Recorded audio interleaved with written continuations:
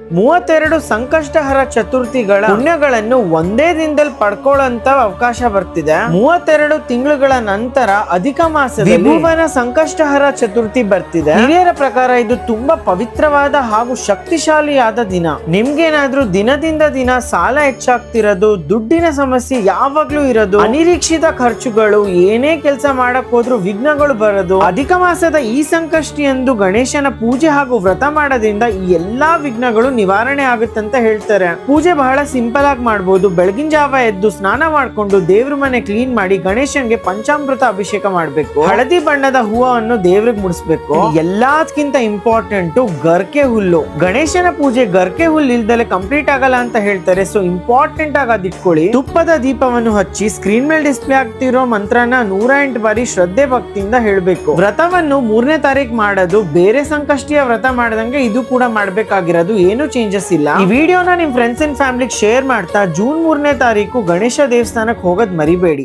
Thank you so much. Radhe Radhe.